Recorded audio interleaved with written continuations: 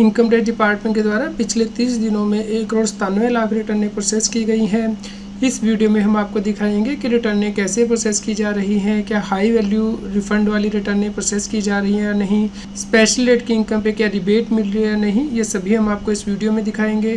तो आप इस वीडियो को अंत तक जरूर देखें और सभी लोगों के साथ शेयर करें ताकि वो भी इनकम टैक्स की प्रोविज़न के बारे में समझ पाएँ। CS Satbir Singh YouTube channel पर आपका स्वागत है। इनकम टैक्स की कॉम्प्लायंस करना दिन ब दिन मुश्किल होता जा रहा है क्योंकि इनकम टैक्स बदल रहा है, इसलिए आप हमारे यूट्यूब चैनल को सब्सक्राइब कर लें। आप हमें टेलीग्राम चैनल और WhatsApp channel CS Satbir Singh tax hill पे भी सब्सक्राइब कर लें ताकि आपको इनकम टैक्स के रेगुलर अपडेट आपके मोबाइल पे ही मिलते रहें। लिंक वीडियो के डिस्क्रिप्शन में भी दिया गया है, कमेंट में पिन किया गया है। दोस्तों, income tax department full speed से इनकम टैक्स की रिटर्नें प्रोसेस कर रहा है। तो हमारे पास कुछ सब्सक्राइबर के कमेंट आ रहे थे कि सर ये जो प्रोसेस हो रही है रिटर्नें, इसमें जो रिसेंट रिटर्नें प्रोसेस हुई हैं उसके बारे में हमें बताएं। तो जैसा कि आप यहाँ पे देख सकते हैं, ये ITR 3 जो कि टैक्स पेयर ने फाइल की थी, तो फाइल 24 जुलाई को की गई थी और जो इंटीमेशन आया है वो 18 सितंबर को आया है, जिसमें कि टैक्स पेयर की डिमांड निकाल दी गई है इनकम टैक्स डिपार्टमेंट के द्वारा। तो पहले तो आपको ये ध्यान रखना है कि रिटर्न प्रोसेस होने में डिले इस वजह से भी हो रहा है कि टैक्स पेयर ने स्पेशल रेट की इनकम टैक्स रिबेट क्लेम की थी, तो यहाँ पे इसी वजह से रिटर्न की प्रोसेसिंग में डिले हुआ है और यहाँ पे इसी वजह से डिमांड आई है। चलिए हम आपको दिखा देते हैं कि रिटर्न कैसे फाइल हुई थी और डिमांड क्यों निकाली गई है। यह है टैक्स पेयर की टैक्स कॉम्पिटिशन, जहाँ पे कि टैक्स पेयर ने नई टैक्स रजीम के अकॉर्डिंग रिटर्न फाइल की थी। टैक्स पेयर की बिजनेस इनकम भी थी, इसके अलावा उसे शॉर्ट टर्म कैपिटल गेन हुआ था लिस्टेड इक्विटी की शेयर सेल करने से, तो यहाँ पे वो कैपिटल गेन आ गया है। इसके अलावा अदर सोर्सेज थे इनकम थी। तो यहाँ पे जब आप इनकम टैक्स कैलकुलेट करते हैं तो नॉर्मल इनकम पे नॉर्मल स्लैब रेट के अकॉर्डिंग टैक्स कैलकुलेट होता है, लेकिन जो आपको शॉर्ट टर्म कैपिटल गेन हुआ है इसके ऊपर आपको 15% टैक्स देना होता है, तो उसके बाद टोटल टैक्स आ गया था।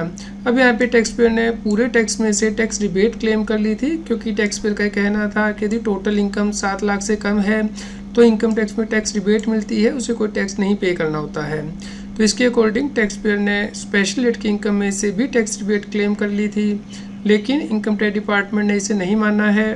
तो जब इनकम टैक्स रिटर्न प्रोसेस हो जाती है उसके बाद इंटीमेशन जारी किया जाता है, जिसमें कि 2 कॉलम होते हैं। एक कॉलम में तो ITR जो टैक्स पेयर ने फाइल किया उसके अकॉर्डिंग डेटा होता है और दूसरे कॉलम में जो इनकम टैक्स ने कंप्यूट किया है वो डेटा होता है। तो आप यहाँ पे देख सकते हैं कि जो इनकम है वो तो सेम आ रही है जो कि टैक्स पेयर ने ITR में फाइल की थी और जो इनकम टैक्स डिपार्टमेंट के द्वारा प्रोसेस की गई है।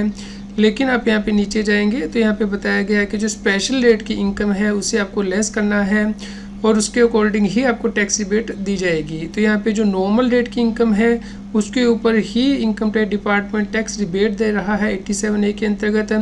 जो स्पेशल रेट की इनकम है उसके ऊपर जो स्पेशल रेट है टैक्स का वो लगेगा और उसमें से आपको कोई टैक्स रिबेट नहीं मिलेगी। तो इसीलिए यहाँ पे टैक्स पेबल दिखा दिया गया है टैक्स पेयर का और डिमांड क्रिएट कर दी गई है इनकम टैक्स डिपार्टमेंट के द्वारा।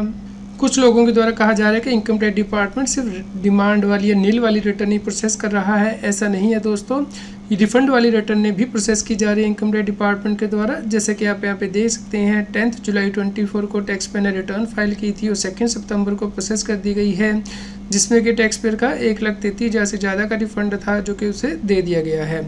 इसलिए यदि आपकी रिटर्न अभी तक प्रोसेस नहीं हुई है तो आपको वेट करना है। इनकम टैक्स डिपार्टमेंट हर रिटर्न को प्रोसेस करता है, ये उसकी एक्ट के अकॉर्डिंग जिम्मेदारी भी बनती है।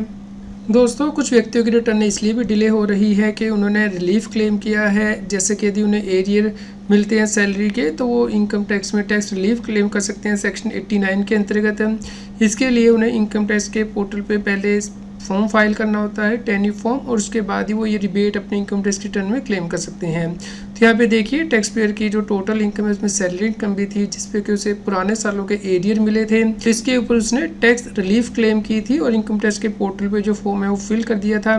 तो अब ये रिटर्न प्रोसेस हो चुकी है और जो टैक्स पेयर का रिफंड है वो भी डिटरमिन कर दिया गया है।